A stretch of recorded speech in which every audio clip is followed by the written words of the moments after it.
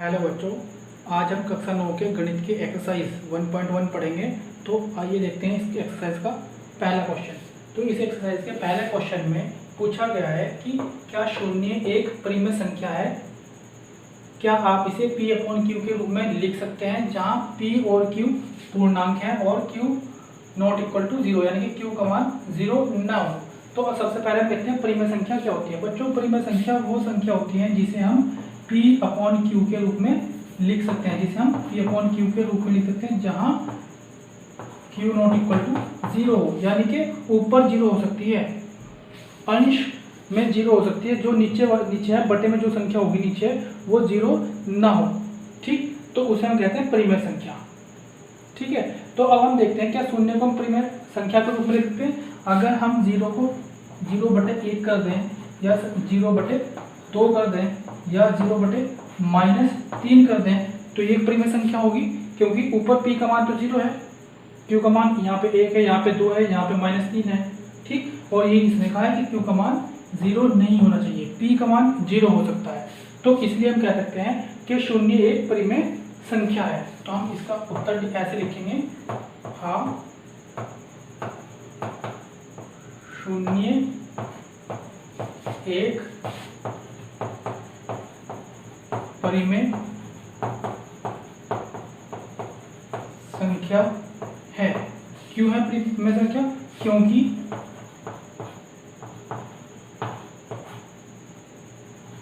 इसे 0/1, 0/2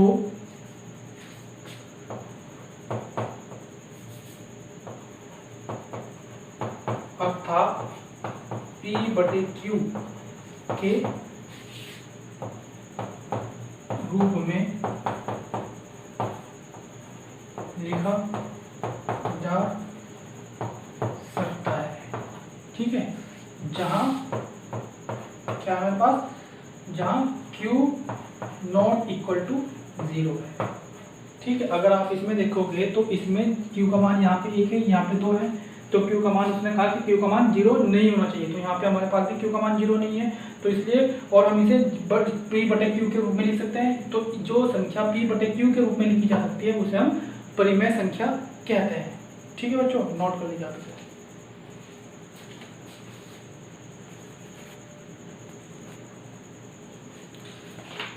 चलिए बच्चों, अब देखते हैं क्वेश्चन नंबर 2।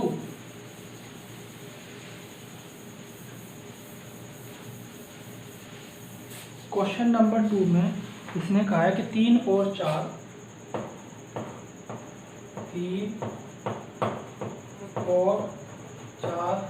के बीच की 6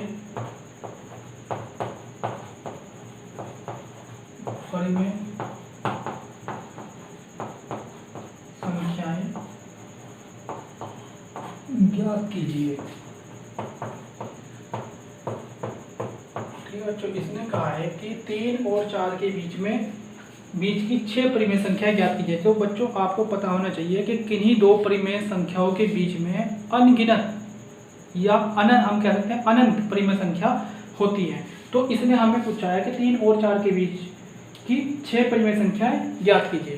तो सबसे पहले आप इसे कैसे लिखोगे, हम देखते हैं कैसे लिखना है।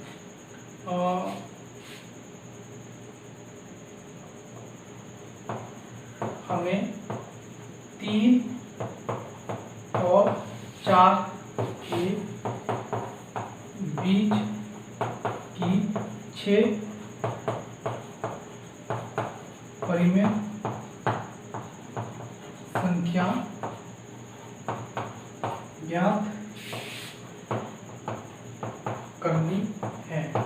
ठीक है बच्चों, हमें 3 और 4 के बीच की 6 परिमेय संख्या ज्ञात करनी है। तो इससे पहले वीडियो में जब मैंने आपको समझाया था, मैंने आपको बताया था कि जितनी भी परिमेय संख्या ज्ञात करनी हो हम उसमें 1 जोड़ देते हैं, और 1 जोड़ने के बाद जिन संख्याओं के बीच की परिमेय संख्या निकालनी होती है उसे हम उस संख्या से गुणा और भाग कर देते हैं। ठीक है, तो अब देखते हैं कैसे करना है। तो इसलिए हमारे पास क्या हो जाएगा, 6 + 1 = 7। से 3, चलो इसलिए हो जाएगा, इसको आगे कर लो या इसे ही कर लेते हैं, से 3 और 4 को गुणा और भाग करने पर, ठीक, या गुणा और भाग करने पर, या गुणा और भाग करते हैं, ये ज़्यादा ठीक रहेगा, गुणा और भाग करते हैं, ठीक। तो जो हमारे पास जितनी परिमेय संख्या ज्ञात करनी होती है हम उसमें एक जोड़ देते हैं, एक जोड़ने के बाद हमारे पास क्या है 7, ठीक। 7 जो हमारे पास 7 संख्या आई, इसे हम 3 से गुणा और भाग करेंगे। सबसे पहले हम इसे क्या करेंगे 3 से गुणा और भाग करेंगे। जहाँ देखो जिस संख्या के नीचे कोई संख्या नहीं होती उसके बटे में हमेशा 1 रहता है, तो हमने इसे परिमेय संख्या के रूप में लिख लिया। तो अब हम इसे क्या काम करेंगे, इसे हम 3 को 7 से गुणा कर देंगे और 7 से भाग कर देंगे। हमारे पास हो जाएगा 3 सत्ते 21 और 7। ऐसे ही अगर हम इसे देखें 4 को हमने ऐसे लिख लिया और इसमें हमने 7 की गुणा ऊपर कर दी और 7 की गुणा नीचे कर दी। ये हो गया हमारे पास 7 चौक 28 और 7, ठीक।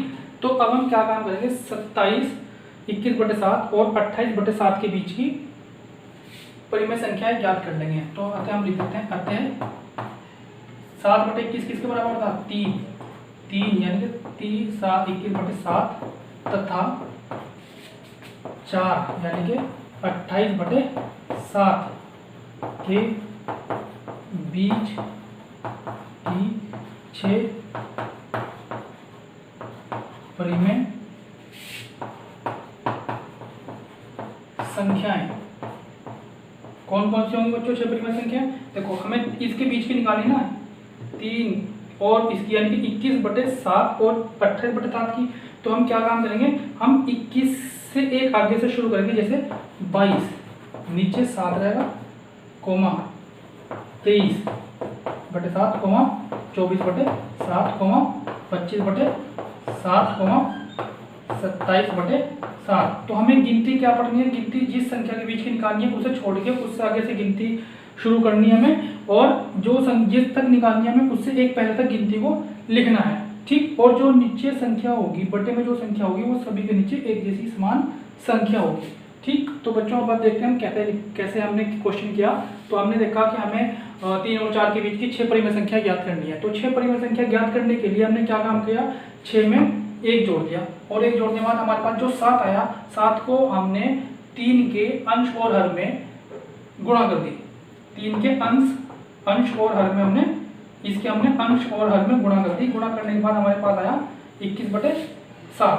इसी तरीके से हमने 4/1 के अंश और हर में गुणा कर दी और हमारे पास आया 28/7। तो अब हमने 21/7 और 28/7 की बीच की 6 परिमेय संख्या ज्ञात कर ली, जो है हमारे पास 22/7 23/7 24/7 25/7 और 27/7, ठीक है बच्चों, नोट कर लीजिए आपसे। चलिए अब हम देखते हैं क्वेश्चन नंबर 3।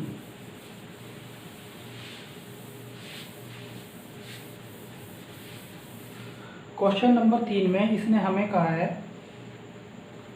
कि 3/5 और 4/5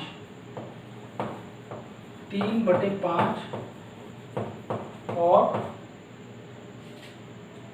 4/5 के बीच की 5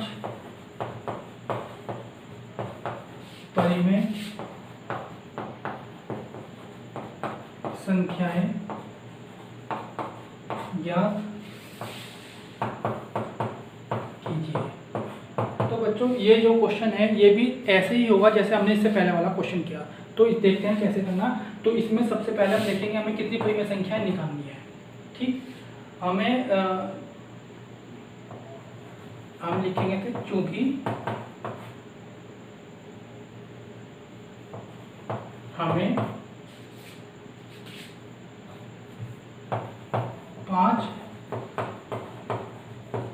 परिमेय संख्याएं ज्ञात करनी है। इसलिए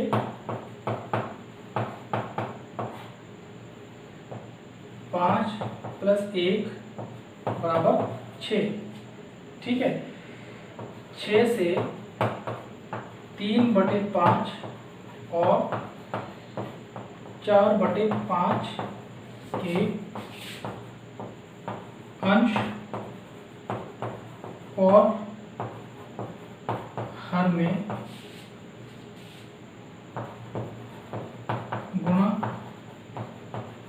करने पर। ठीक है, तो जो हमें या तो आपको समझ में आ गया होगा। तो जो अब हमें पास 6 आया, 6 को हम क्या काम करेंगे 3/5 जिनके बीच की हमें परिमेय संख्या ज्ञात करनी है, उसके अंश और हर में हमें गुणा करनी है। तो अब देखते हैं, अगर हमने गुणा कर दी 3 के गुणा 6 और 5 गुणा 6, ये हमारे पास हो जाता है 3 छंग 18 और 5 छंग 30। ऐसे ही हमारे पास हो जाता है 4/5 गुणा 6 और गुणा 6 बराबर 6 चौक 24 और 5 छंग 30। ठीक, तो अब हम देखते हैं, अतः 18/30 तथा 24/30 के बीच की 5 परिमेय संख्याएं। ठीक है, 5 परिमेय संख्याएं कौन कौन सी होंगी? 18/30 है पहली संख्या जो है जिसके बीच के हमें निकालनी है, 18/30 है। तो हम इसे एक आगे से शुरू करेंगे। इससे आगे क्या आता है? 18 से 19/30। कहाँ तक करनी है हमें? 24/30 के बीच की। ठीक, तो हम इसे पहले जाएंगे। इससे पहले क्या आता है 24 से? 23। तो हम 23 तक गिनती लिखेंगे। 19, 20, 21, 22 और 23। अब इन सभी के नीचे में 30 लिख देते हैं। ठीक है बच्चों, तो एक बार और देख लेते हैं हमने ये क्वेश्चन कैसे किया। तो बच्चों हमें क्वेश्चन में दिया हुआ है कि 3/5 और 4/5 के बीच की 5 परिमेय संख्या ज्ञात कीजिए। तो 5 परिमेय संख्या ज्ञात करने के लिए हमने क्या किया?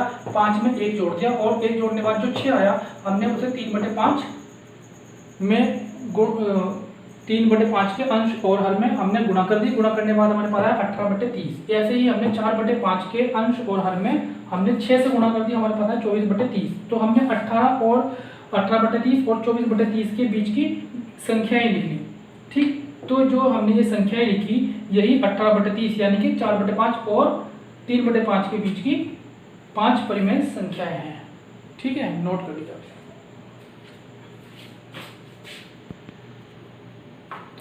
चलिए अब क्वेश्चन नंबर 4 देखते हैं बच्चों। इसमें क्वेश्चन नंबर 4 में हमारे से पूछा गया है कि निम्न कथन सत्य है या असत्य है। ठीक, तो आपको ये बताना है, जो आपको इसके क्वेश्चन नंबर 4 के 3 पार्ट दिए हुए हैं, इसमें आपको ये बताना है कि ये सही असत्य है या सत्य है, कौन सा कथन सत्य है और कौन सा असत्य है, और साथ में उसका कारण भी बताना है। तो सबसे पहले हम देखते हैं कि सबसे पहले कोई पार्ट में क्या पूछा गया है। सबसे पहले पार्ट में पूछा गया है कि प्रत्येक प्राकृत संख्या एक पूर्णांक होती है। ठीक, तो बच्चों अगर हम देखते हैं पर जो प्राकृत संख्या है कौन कौन सी होती है? जो प्राकृत संख्या है इन्हें हम n से डिनोट करते हैं। और ये कौन कौन सी होती है? 1, 2, 3, 4 और कहाँ तक चलती है? अनंत तक। ठीक है बच्चों, तो अब हम देखते हैं, अगर हम ये देखें कि जो पूर्णांक है, पूर्णांक को हम लिखते हैं i से। ठीक, ये कौन कौन से होते हैं? ये माइनस वाली संख्याओं से लेके प्लस वाली संख्याओं तक होते हैं। यानी कि जैसे अगर हम यहाँ पे कुछ इधर भी अनंत तक चलते हैं और उधर भी अनंत तक चलते हैं। जैसे अगर हम यहाँ पे कुछ लिखें जैसे -3, -2, -1, 0, 1, 2, 3, तो जो पूर्णांक है, पूर्णांक में क्या है हमारे पास? प्राकृतिक संख्याएं भी आ जाती है। यानी कि जितनी भी प्राकृतिक संख्या है वो सभी क्या है? पूर्णांक है। तो हम कह सकते हैं हाँ, ठीक, सभी प्राकृतिक संख्याएं क्या है? पूर्णांक है। ठीक है बच्चों, सभी प्राकृतिक संख्याएं पूर्णांक होती हैं। हम इसका आंसर लिख सकते हैं हाँ, सभी प्राकृतिक संख्याएं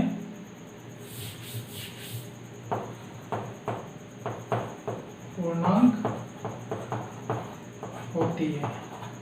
ठीक है, अब दूसरा पार्ट देखते हैं। तो दूसरा पार्ट में हमारे से पूछा गया है कि प्रत्येक पूर्णांक एक पूर्ण संख्या होती है। चलो इसे भी चेक करते हैं। तो अगर हम पूर्णांक देखें तो बच्चों पूर्णांक क्या होगा, जैसे अभी हमने लिखा था पूर्णांक होते हैं -3, -2, इधर आगे तक चलेगा अनंत तक। ठीक, -1, 0, 1, 2, 3, ये इधर भी अनंत तक। तो इसने कहा है कि प्रत्येक पूर्णांक एक पूर्ण संख्या होती है। तो इसका आंसर क्या होगा? नहीं। क्यों? क्योंकि जो पूर्ण संख्या है अगर हम उन्हें देखें पूर्ण संख्या है तो पूर्ण संख्या यहाँ से शुरू होंगी 0 से 1, 2, 3। ठीक, तो पूर्णांक जो है, जो पूर्ण संख्या है वो माइनस में नहीं होती, जबकि पूर्णांक माइनस में भी होते हैं और प्लस में भी वाली संख्या भी होती है। ठीक है, पूर्ण संख्या प्लस में होती है, 0 से शुरू होकर आगे 1, 2, 3 अनंत तक चलती है, जबकि पूर्णांक जो है वो माइनस वाली संख्या भी होती है और प्लस वाली संख्याएं भी होती है। तो इसलिए इसका आंसर हमारा क्या होगा? नहीं। ठीक, नहीं क्यों है? क्योंकि -3 हम इसमें से कोई सी भी माइनस वाली, कोई सी भी -2, -3, कोई सी भी एक संख्या उठा लो। तो क्योंकि -2 एक पूर्णांक तो है लेकिन पूर्ण संख्या नहीं है। ठीक है बच्चों, तो जो -2 है यानी कि जो माइनस वाली संख्या है वो पूर्ण संख्याओं में नहीं आती। इसलिए हम कह सकते हैं कि जो माइनस की कोई सी भी संख्या लिख सकते हो आप यहाँ पे, जो माइनस वाली संख्या है वो पूर्णांक तो है लेकिन पूर्ण संख्या नहीं है। इसलिए प्रत्येक पूर्णांक जो है पूर्ण संख्या नहीं होती। ठीक, अब हम देखते हैं नेक्स्ट क्वेश्चन। नेक्स्ट पार्ट में कहा गया है इसमें कि प्रत्येक परिमेय संख्या एक पूर्ण संख्या होती है। प्रत्येक परिमेय संख्या, ठीक है, प्रत्येक परिमेय संख्या। तो अब हम देख लेते हैं पूर्ण संख्या। पूर्ण संख्या तो आपने देख लिया कि 0 से शुरू होती है। और परिमेय संख्या की अगर हम बात करें तो परिमेय संख्या कौन सी होंगी? जो P/Q के रूप में लिखी जाती है, जैसे 2/3। ठीक, 1, 2, यानी कि जो जितने भी पूर्णांक हैं, जितनी भी पूर्ण संख्याएं हैं वो सभी की सभी परिमेय संख्या तो हैं, लेकिन सभी परिमेय संख्याएं पूर्ण संख्याएं नहीं है। ठीक, क्योंकि जो संख्याएं बटे में लिखी जाती हैं, वो केवल परिमेय संख्या में आती है। पूर्ण संख्याओं में अगर आप देखोगे पूर्ण संख्या में कोई भी संख्या बटे में नहीं है। तो इसलिए हम इसका आंसर होगा हमारे पास नहीं। तो हम इसका रीजन बताएंगे, क्योंकि 2/3 पूर्ण संख्या नहीं है। ठीक, जबकि ये परिमेय संख्या है। ठीक है बच्चों, नोट कर लीजिए आप।